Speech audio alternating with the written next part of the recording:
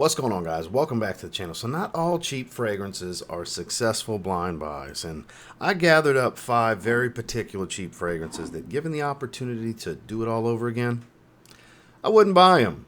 For one reason or another, some I actually feel are terrible for me personally that you may like. I sure as hell don't. And then some that are just kind of missable for me. But I've got 5 very particular cheap fragrances that, once again, if I had the opportunity to do it over, I'd leave them on the shelf. Stay tuned.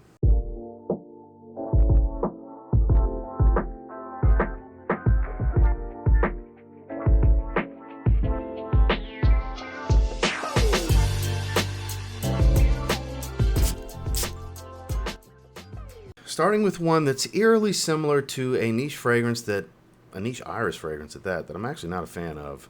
We're talking about Dunhill Century. Very similar to Le Labo's Santal 33, and I know there's a lot of people that like this one, and I know Century Blue is supposed to be pretty good, but regular Century, dry, woody, like wood shop kind of stuff going on here. Santal heavy, creamy sandalwood kind of thing, but it just doesn't work for me. It's about as bland of a wood-based fragrance as it gets to me. That's just been my thoughts and feelings from the very first time I smelled it. Love the bottle. The bottle's kind of an interesting gimmick. You twist the magnetic cap to get it to come off. Interesting design, Gotta say, I do like the quirkiness and uniqueness to the bottle, but it just doesn't work for me. And this is the only Dunhill fragrance I've ever smelled that I'm just like, yeah, no, not for me. I paid a little over $20 for it. Definitely was not much. I believe I picked it up at a Marshall's, if I remember correctly.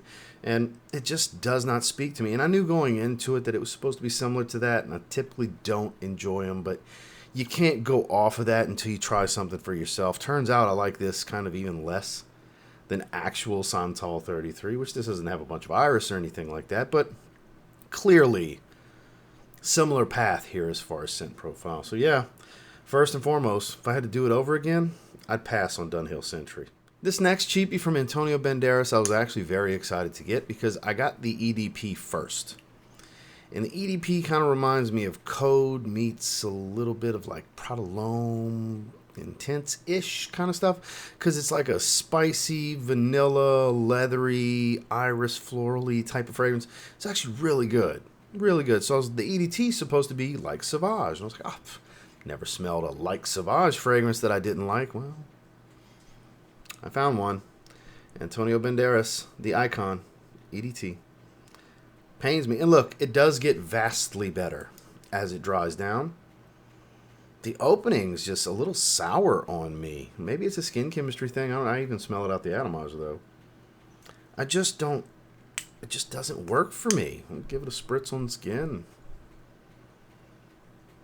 Like, it's okay, but nothing I would call a cheap hidden gem. I'm always looking for those cheap hidden gems for myself and for stuff to recommend to you guys. Like, hey, for 15 to $20. And for some of you, that may be the case. For me, not so much. I did buy this one online. It does eerily remind me of Sauvage, but a very poorly executed version of Sauvage.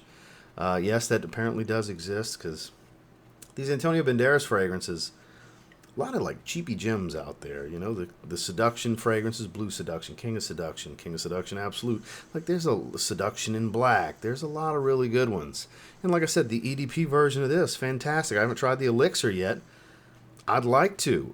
Eventually I'll grab that one, and who knows, maybe a part 2 that'll feature that one, or it'll be like, haha, this is a banger. You never know. This the dangerous, not really dangerous, but somewhat financially risky game that is blind buying fragrances. And fortunately, it's just a $20 fragrance. And again, it's not the worst thing I've smelled. It's not the worst fragrance of these 5. But given the opportunity to do it over now that I've smelled it, yeah, I wouldn't buy this. Completely missable. If you're looking for Sauvage-like fragrances, look elsewhere. It's Antonio Banderas, the icon EDT. Now, this one pains me to say because I very much admire the perfumer behind this, but I also know the perfumer to where I understand when it comes to houses like this, he's given certain parameters, and it's a give them what they want kind of scenario with a distinctive budget and so on and so forth. So I don't knock the creativity of the perfumer based on understanding the process of how this works. We're talking about my main man, Claude Deer, who's perfumed 2 fragrances for me. We're talking about Hugo Energise. This is bland nothingness to me. And given the opportunity, I would not buy it again. I would not. It smells like a bunch of nothing. What do I mean by nothing? I mean nothing when I mean nothing. When I say nothing, I mean nothing. It's bland. It's so faint. It's just like a bland, like thick air smell. No character, no charm, no depth, no nuance. That's how it comes across to me. Super basic. And every time I've ever mentioned this, I've had people in the comments be like, oh, it's not that bad. Or, oh, I really like it. I get this, I get that. Maybe it's me. Maybe it's me. And again, it pains me because I love Claude Deer. Great guy. Talked to him this past week. Caught up. It's been months since we talked. He hit me up out of the blue. It was great to hear from Claude. I don't like this. This is not good. Of all the fragrances in his portfolio that I've tried over the years, this one's a miss. This one's a miss. And again, I don't blame him. I don't blame perfumers when I come across designers that just don't work, because based on the things the man has told me over the years of getting to know him, they get certain parameters that they have to work within, and this brand wants, make this, give me this. And I'm very confident that's what happened here. Though years later, Hugo Boss, I think, is hitting its best stride. In the last 2 to 3 years, they have put out some of their best work in many, many moons. So trust me, I'm not knocking Hugo Boss either. It's just one of those random fragrances that just is a whole bunch of nothing for me. And given the opportunity, and I was starting over, and I see it on the shelf, I would leave it on the shelf. That's Hugo Energized. Now this one is really not that bad. Of the ones we spoke on, so actually of all 5 in this video, this is probably my favorite one of the 5. And I still wouldn't buy it again because I just don't wear it. Because when it comes to barbershop aromatics, I have so many affordable ones too that are so much better than Montblanc Presence Cool. I was very excited to get this one when it finally started showing up in the rack stores again, because I'm a big fan of Presence, which is much more spicy cinnamon. It's a beautiful fall fragrance. And again, this is not bad. It's just totally missable. Like, barbershop aromatics, spicy aromatic fragrances have been done to death. This is like the most timeless masculine profile there is. When in doubt, something that smells like the barbershop, it'll work. Same goes here. It'll work. Even looks like Barbicide. You know, it walks the path. But Azzaro Pour-Homme, same profile, same price, better. Some people would say old man. Nah, I think timeless classic. Better for the price. Fragrances like Authenticity Perfumes Barbershop, literally called Barbershop, so much better, like $10 more. Way better performer too. Smells like Barbasol, shave foam with some leather, and you get that Barbicide and aftershave, and all the different elements of the barbershop is there. You want to spend around $100 at the Barbers from Maison Margiela. Masterpiece, replicates it perfectly, hence being in the replica line. And that's just the one, my favorites off the top of my head. There's so many more that are out there that I have and enjoy. Again, you could do a whole lot worse, but you could definitely do a whole lot better, in my opinion. So if we were running it back, I'd leave it on the shelf. Montblanc, Presence Cool. And finally, scum. This is scum. I'm still appalled. I'm personally offended. Davidoff, I'm personally offended y'all released this. How could you put out such a bad flanker with the Cool Water name on it? Such a bad flanker in a Cool Water bottle. And I love the Cool Water line. I've never, until this, and not since this, smelled a bad Cool Water flanker. 2023 release Oceanic edition. Bad Cool Water flanker. Fresh water and body odor. Pass. I don't like it. I torch this fragrance every time. Look, and I don't like shitting all over a fragrance, but some deserve it, and I think this deserves it.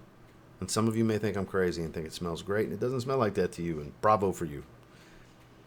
Not my experience. Even sniffing it through the bottle. Body odor and fresh water.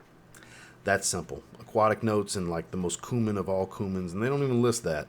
But it smells like sweaty shoulder pads in a high school locker room after a football game. I've always associated it with that smell. This ain't it. Pass. take my advice, please. Please save your $20, $25. It's nothing crazy, but you could buy this instead. Dropped it by accident, but buy this instead. Here's where this is way better. I would buy this 10 out of 10 times over 11 out of 10 times I would buy this over this. 11 out of 10 times I would buy this over this. Hell, I'd rather smell like nothing than smell like this. I'd rather smell like a DNA I don't like than smell like this. That should let you know. This is like one of the 2 most hated fragrances I own and have smelled. This is up there with Cuba Black Prestige. Cuba Prestige Black, I believe is appropriate way to say it. It's just a miss. Again, given the opportunity, oh God, would I pass and not buy this fragrance again. Davidoff Cool Water, Oceanic Edition. Well, that's 5 that, given the opportunity to circle back and buy them over after having smelled them, I'd save my money. Now, granted, these were affordable, nothing crazy, but, you know, sometimes $20, $25 is still $20, $25. It still matters, and they end up collecting dust. You don't wear them, whatever have you. You end up not being able to give them away even because maybe somebody that you're trying to give it away to doesn't like it, and they're like, I'm good. What a waste of money, right? So not every video can be glaringly like, oh my God, I love these fragrances. Because look, I'd much rather talk about the great things about fragrance because it's a loving hobby of mine. I'm very passionate about great aromas, and to me, these are not great aromas. So thank you guys for watching. Make sure to like, comment, subscribe before you leave. I'll catch you on the next one.